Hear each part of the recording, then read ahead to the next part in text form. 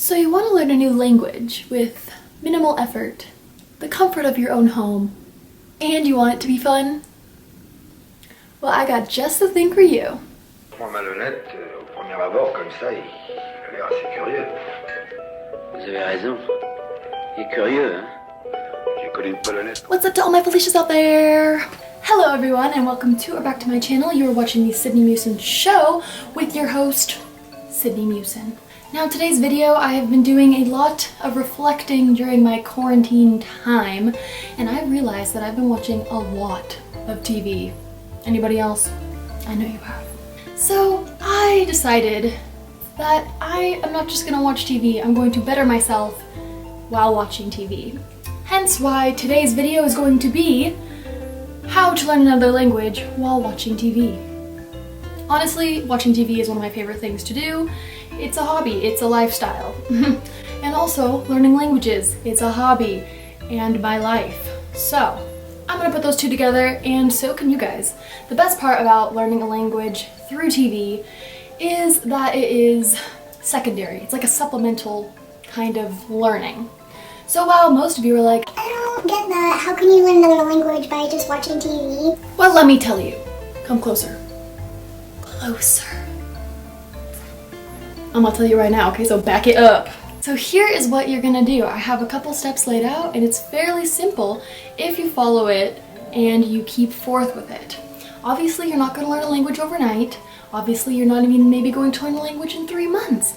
But it's all about sticking to a schedule and keeping it, and that is how you're going to improve. So for example, if you want to learn Spanish, I first choose a show or a movie that I like, that I've seen before, and what I do is I put Spanish subtitles on that movie. So it can be in English, but then you have Spanish subtitles. Now what that does is it helps your brain to see the word as you're watching it in English. It's like seeing the word window in the movie or something, and then seeing it written out in Spanish, and you're like, oh, it's ventana. Like, okay, let's move on. So as you're watching the show or movie, you're gonna see words pop up more than once. And if you hear a word 2, 3, 4 times, you should write it down. So what I like to use is just a little old notebook. You can find a piece of paper. There are even online note card apps that you can use. I know one is called Anki. I don't know if that's how you say it, but that one has worked in the past. I've made them for tests and stuff. However, I like writing them down because I find that way of learning easiest for me, and just having them all in here works better. For example, I did this one for French, and I'm not really sure, I have a lot of these, I just don't know where my other ones are right now. But obviously I was learning some words from a book. I think I was reading a book for this one. However, this one can be used for shows and TV as well. If you see a phrase or word that you think is useful or that you'd want to keep in your memory for learning the language, go ahead and write it down. It's only going to help improve your memory on the words that you need to learn in order to solidify that language. Okay, I don't know what book I was reading, but I'm looking through this right now and some of the words, okay, just get this. I literally wrote down, oh my god, can I even say this word? Tache, which means apparently cray cray. Was I going through something during this? Anyways, so that's the first step. That is if you are new to learning a language and you really just want to try something new. Like, why not? You can do this with any language. Most of the shows that you're watching these days on Hulu, Netflix, whatever else, they all have the translations. Now, what they also have, a lot of them do, is they have a dubbed over version. So my best example for this in Spanish is La Casa de Papel, one of my favorite Spanish shows. Now, the thing is, it's in Spanish, obviously, but they have dubbed it over in English, which most people who speak English are watching that. Now, I don't like that personally because you're not getting the true accent, and it just annoys me when, you know, you don't get the real person's voice. I don't know, it's just something. So, what I like to do in those scenarios is if a show is already in Spanish, watch it in Spanish. you'll get way more out of it, and it's not a false translation, like there's nothing altered about it, right?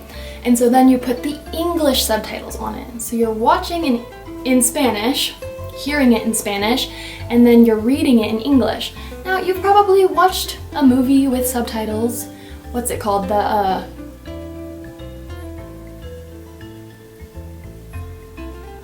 So most of you have seen the movie Parasite, and that's obviously you have to read the subtitles unless you speak Korean, which I don't, I wish I did. But you're reading those even though you're hearing a different language. Now, the same thing applies. If you're hearing Spanish but you're reading English, you're still gonna get something.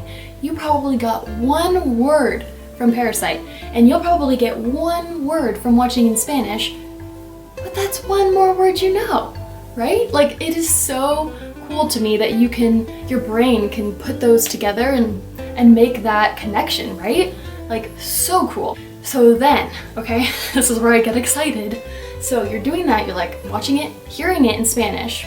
You're hearing it, you're hearing all the grammar, you're hearing the slang, you're hearing the tones. That is what you want. Even if you're reading it in English, it's okay. Then when you feel comfortable, after an episode or after a scene that you're like, oh, that's so funny, I want to watch it again, rewatch it again, but put the Spanish subtitles on with the Spanish, okay? So now your brain has, again, come full circle almost. No matter what you were reading on the subtitles, you already know what's gonna happen, right? So then you're hearing it, again in Spanish, and then you're seeing it now in Spanish. Now you're looking at the grammar. And now your brain's putting together, okay, this word goes with this word, and this tense is used in that tense. Even if you don't even know what the tense is, you're still gonna learn. It really works, all the just different parts. Sometimes I'll watch 3 Spanish movies in a day. I know, because I'm crazy. But my brain will kind of hurt after it. And I just see that as a brain workout because my brain's learning. I maybe learned 10, 12 new words, or I saw a new conjugation I hadn't seen in a while that's irregular, and I'm putting those together and I'm like, wow, I feel like I've learned something today. So this is why I want to tell you guys how I've been able to keep intact my languages. And it's not through going to a different country and traveling like all the time. It's actually from watching TV and getting a different kind of learning. I can get a different accent down from another country, or learn some new phrases and words that I would not have learned in school. Some of my friends have even learned English just by watching TV, so as much as it seems like a chore sometimes to learn another language, it can also be fun. You can have kids shows, you can have whatever you want. Watch the show you're watching right now that you're obsessed with and just put Spanish subtitles on. We all want to try to better our minds and our knowledge of all these different things, especially around the world. That's like, we're all connected in some way or another. So I just challenge you to do that, and that's why I wanted to hop on here today and tell you about that. I'm trying to think if I have anything else to say. I just really encourage it to people. I think it's the best way to get the tone, the dialects, the rhythm. It's the best for learning that in another language. And it really has helped me in the past. There's so many different shows out there. I'm gonna put some right here.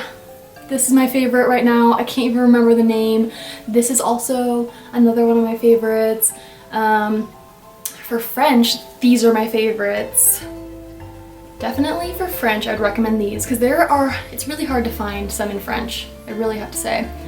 But right now, my 2 languages that I only know are French and Spanish. I'm trying to learn Tagalog, and it's gonna take a while, I'm not gonna lie. I thought that my Spanish background would help me, but it's harder than I thought, which is good. I need the challenge. But anyways, that is what I'm going to leave you guys with. I hope you enjoyed this video and learned something new, and I would love if you commented down below if this worked for you or if you tried it and what language you learned and what shows you're watching. And if you have any recommendations for shows that I should be watching, let me know because I'm always looking for a good recommendation. Thank you so much for watching this video. If you liked it, give it a big thumbs up. And I guess I will see you guys in the next video. Bye, Felish!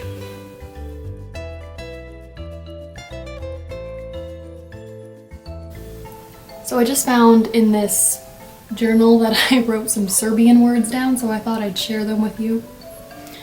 So don't come for me for my accent, because I haven't seen these in a while.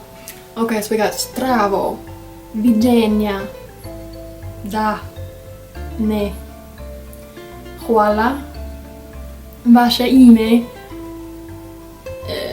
drago mi đene, razumijem.